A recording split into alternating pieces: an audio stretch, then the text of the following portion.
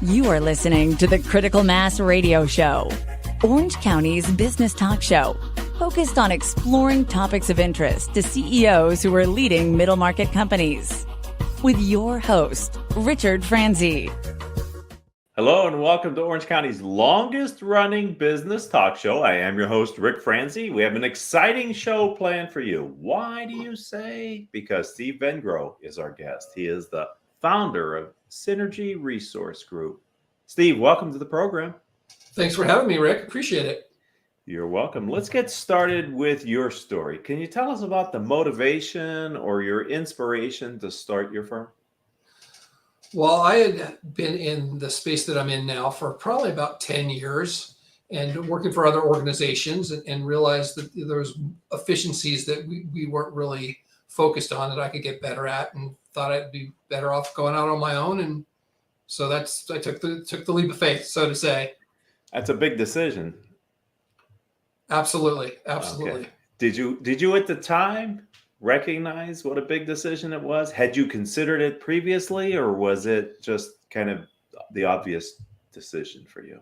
I had been thinking about it for a year, maybe a little bit longer, and wasn't really sure timing wise if it made sense. I thought about it, considered it a couple times, talked to quite a few people before I actually did it, but then it just got to the point where there was a few things going on, both work, professionally and personally, and it made sense for me to make that leap.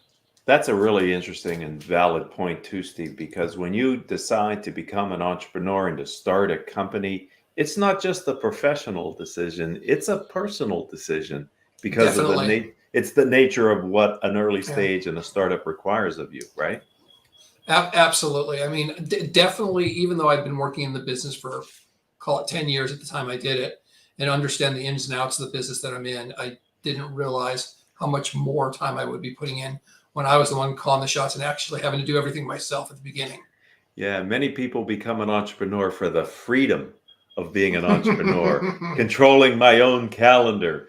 And I applaud that. And eventually, hopefully you have that. But in the beginning, you probably will never have worked harder for less money than in those early days of the company. Absolutely. Absolutely. And in my business, I was very fortunate. A lot of my clients that I'd worked with in the past, knew me. I had relationships with them, so they came with me. So I at least was able to generate business fairly quickly. But you're right that, the setup, the back office, everything that I'd never thought about doing before took a lot of time. Yeah, when you bet on yourself, you're really counting on yourself, especially in the early days. So you kind of mentioned you were able to bring a book of business with you, which is congratulations, because that's a great way to at least get some revenue coming into the business in those early days. Mm-hmm. When did you really believe, though, that you had a business that you could count on and that would scale? I'm still waiting to figure that one out, Rick, to be honest with you. No, but seriously, it probably took me, I'd say, somewhere around the 9-10 month mark of being out on my own before I really felt like, okay, I got this now, right? And it's gonna work itself out. And I still have bugs to work out. I'm still always evolving and changing and growing the business in different ways, learning more. But yeah, probably about that 8 to 10 month mark is when things started to really click. Yeah, it takes a while to kind of get a rhythm as an entrepreneur in an early stage company, because basically you're going to decide what you're going to do every day, and hopefully some of your customers help decide what you're supposed to do. But there is a lot there are a lot of things that are new when you're the founder of a company for the first time as an entrepreneur, isn't there? Absolutely. It's always a learning experience, and as long as you're open to realizing you don't know everything and you're going to need some help along the way, I think that it makes it a lot easier. One of the things that I had to learn in the beginning, and I've been doing what I've been doing now for 15 years, but in the early days, some of the qualities and skills that I had developed in the corporate world, working for large corporations, I had to unlearn as a founder and an entrepreneur. One of the big ones being the level of resource I could acquire to get something done. No, exactly. I can't tell you how many times we've done things on a shoestring budget, or we've just kind of, done some guerrilla marketing, or, it's, you definitely don't have the resources that you're used to, especially the marketing resources. A lot of our business is relationship based, but, that's great for your initial business. But as you want to grow the business, you don't have the resources, whether financial resources, tools to actually do it, or just even the human capital to do it, because you try and be small and nimble and not get too bloated as an organization. And that's a lesson that we can pass on to those who may be listening today or in the future as a podcast and say, I think I could become an engineer, an entrepreneur. Sorry, maybe you are an engineer. I misspoke. But to do something and to iterate, some things you only learn by doing. And so, I'd have to remind myself, marketing's important, but so are sales. And so kind of a small M and a big S. Maybe you had the advantage of bringing a book of business with you. I had to grow my clients because I had no clients. And so I could spend a lot of time on things that were important but not urgent. And I really had to focus on developing a client list to bring revenue into the business. Yeah. And we look at the business that way now. Again, we do have existing clients, but we're always trying to add new clients. What we do is, it's great. People don't have a need for us always at the time right now, but they will always have a need for what we do as a service. So for us, it's really about trying to develop those relationships ahead of time and know everyone ahead of time, so that way when they do have a need, they think of us and they call us to help them. So that's a perfect segue then, Steve, to talk about what does Synergy Resource Group do? In other words, who do you help? What problems are you solving? And why are people selecting you and your firm? Well, so we're an executive search and staffing firm. And basically what we do is we help senior level business leaders find the top executive talent that's available in the marketplace. Which is different than just pure staffing where, it's the fastest market. We try to focus on the mission critical roles for our clients and, help them fill those roles in not only an effective manner, but with the right person, because, there's a lot of times a bad hire is just as good as making no hire at all. So we really want to make sure that our clients make the right hire the first time. And what did you do previous to starting Synergy Resource Group that led you to this point in your career? Well, I've done many things in my career, but my background's actually in finance. I worked in investment banking, corporate finance, and consulting. And then literally I was looking for a job myself at one point. I went to a recruiting agency and they said, hey, you'd be good at this business. I thought, well, let's give it a shot for 6 months. If it doesn't work out, I'll go back to what I was doing before. And here we are 15 years later. So what is it about this industry that you find interesting and a place where you feel comfortable now? Well, the thing that I enjoy the most about it is I get to help people, whether it's my clients finding an excellent person to join their team, or whether it's a candidate that's out of work or looking for a new opportunity, putting them in a great organization and having them be successful. One thing that I learned is, if you put your clients and your candidates first, the money will take care of itself in the end. So, I was trying to do what's best for my clients and my candidates. And that's a fascinating aspect of your industry, because really, essentially, you have two clients. You have the candidates, which you have to work with and source and convince that they should work with you. And then you need to find, obviously, the hiring companies that have the need in the open positions. I think it's one of the unique additional challenges that people in your field have. Absolutely. It's true. I tell everybody, just because we get an order doesn't mean we're going to make money. We actually have to find the right candidate and the right person for the role. But it's definitely challenging, but it's also very satisfactory or very satisfying when you actually place somebody in the right role. So you've been in the field long enough to maybe see some cyclical nature to the job market? Yes. Given your experience and your focus, where are we right now in the job market for the type of candidates that you're sourcing and placing?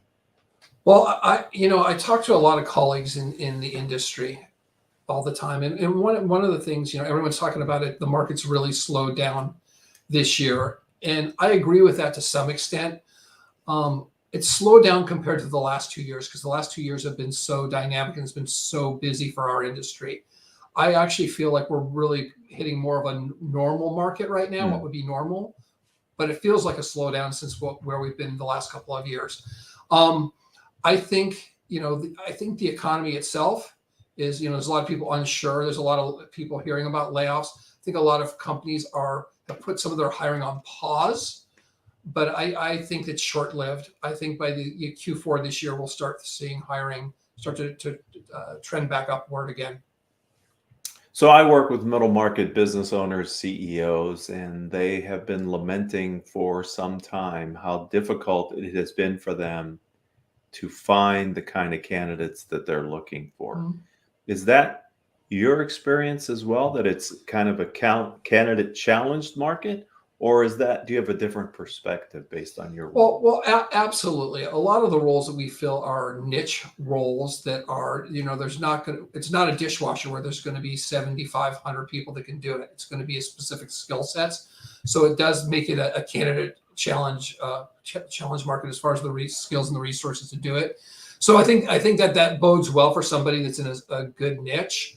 And, we're seeing companies making offers to candidates and candidates getting multiple offers that have those type of skill sets still, but companies have slowed down on their process. Now we're not seeing as many offers come as quickly as we once did. It might be that we could turn a search around in 2 weeks. It's generally taking 3 to 5 weeks now to turn a search around from start to finish. So here's my impression of your industry, and you tell me if it's accurate and where you are in it.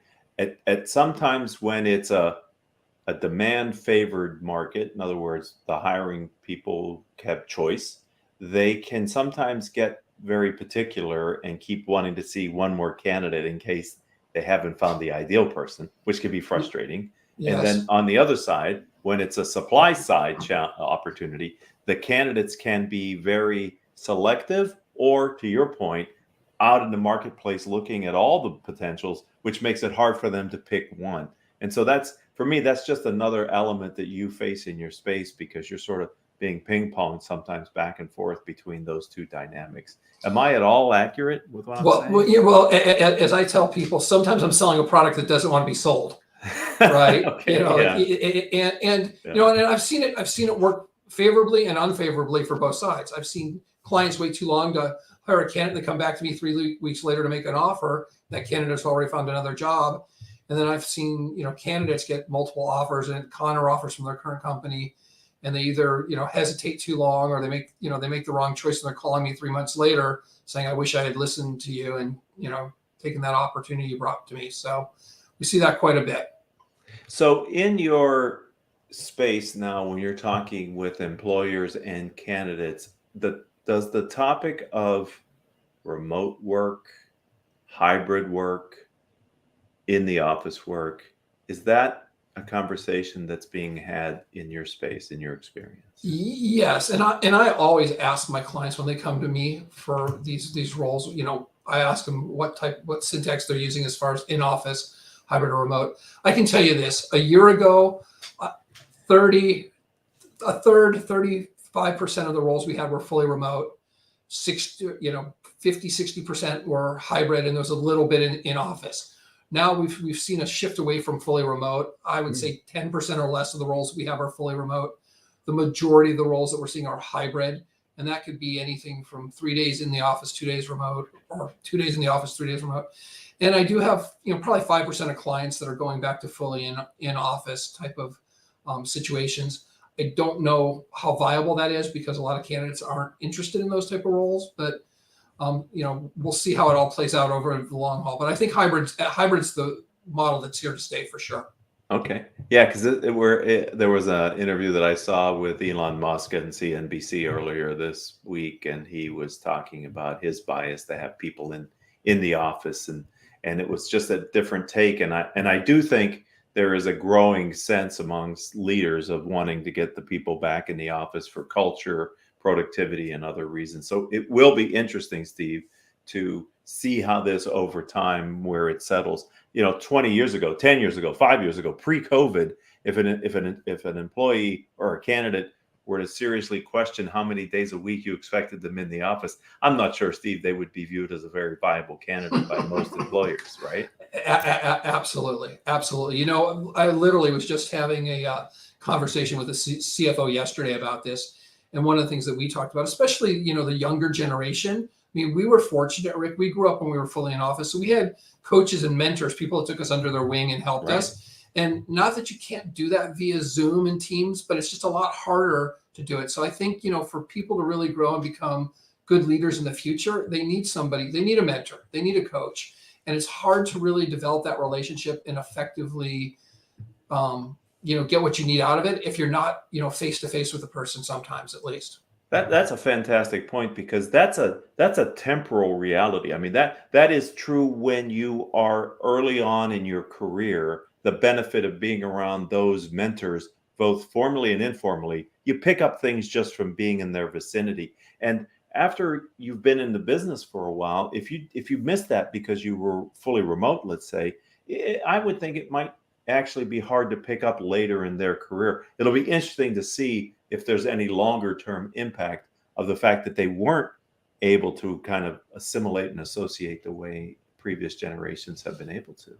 Yeah. And obviously it's going to depend on the role that people are in. But I mean, there's certain roles that are, you have to deal with other people, and people are going to do business and work with people they know, they like, and they trust. And you have to be able to build that relationship with them. And I think it's a lot harder to do when you don't know somebody, face to face, one on one. It takes a lot, or at least it takes longer to develop the quality of the relationship.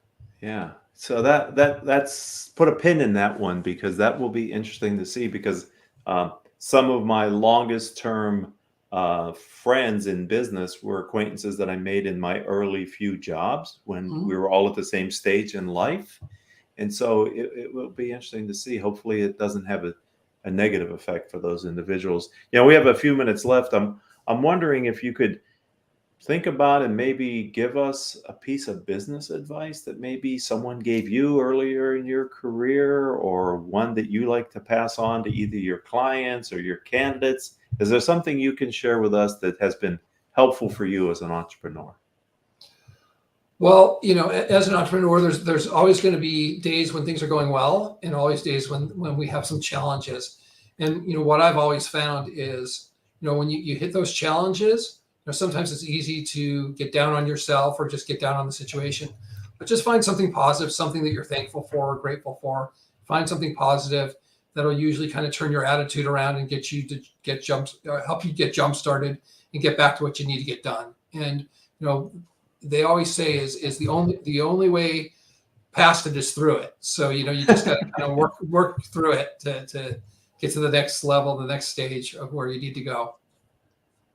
I love that. The only way to get past it is through it. There you go, ladies and gentlemen. Words of wisdom by Steve Vengrow here on Critical Mass Business Talk Show. Let's talk about the future, Steve. What do you see for your firm? Well, we've been very, very fortunate. We've been growing, year over year for the last, basically 4 years. And, we're still expanding this year. As a matter of fact, we're taking on a couple of new initiatives. We've brought in some new clients. We're actually adding some people to our team. So, we are growing. We don't want to be a large firm. The goal, that's never been my goal, to compete with the big, firms. We'd rather stay boutique. Our goal is we'd rather focus on a handful of quality jobs than a ton of jobs that we're just kind of throwing stuff against the wall to see what sticks. I mean, that doesn't add any value for the clients. It doesn't add any value for the candidates. So, really it's just, growing in the niche that we're in, adding, I look at clients as business partners as opposed to just clients. So adding good partners to our business that we can actually help and add value for. Well, congratulations on having the business to the point where you're adding staff. That's a big decision to continue to expand your team. People, if you haven't ever had to make that decision, maybe you don't realize how seriously you have to take it before you pull the trigger on that. Absolutely. It was Definitely it was a little sorry, I'm losing my earpiece. It was a little nerve-wracking the first time I had to do it. So yeah, Right. Yeah. I agree. Yeah. Yeah. It took a little courage to do that. But that's the only way you can grow. Yeah, through it, not past it, right? Right. Exactly. As you said earlier on the show. So if someone would like to connect with you on LinkedIn and learn more about Signature Resource Group, how do they do that, Steve? So first of all, you're welcome to go to my LinkedIn profile. It'd be under Steven Vengrow, as opposed to Steven. It has all our contact information there. It has our phone number, email as well. And then we do also have a company page on LinkedIn for Synergy Resource Group. So feel free to connect to us through there and follow us there. And we tend to post a lot of things that are relevant to what's going on in the hiring and talent space right now, and attracting and retaining top talent. So yeah, feel free to reach out if you have any questions, you need any information. I want to thank you for your time today. I've enjoyed the conversation from one entrepreneur to another. It's been an enjoyable 20 minutes here on Critical Mass Business Talk Show. Thank you. Well, thank you, Rick. I appreciate the opportunity to talk to your market. I'd like to thank those people, our audience, for being a part of Orange County's longest running business talk show. Steve's episode is one in a catalog of about 1,400 interviews that we've done over the years here on the show. And if you'd like to be a future guest, if you're an Orange County entrepreneur and you have a story to tell, then reach out to me. I'm Rick, R-I-C, Franzi, F-R-A-N-Z-I on LinkedIn. Coincidentally, that's also my website, rickfranzi.com. And we can get you scheduled for a future episode on the program. And until next time we have a chance to be together, I hope that all of your business decisions will move your company in a positive direction.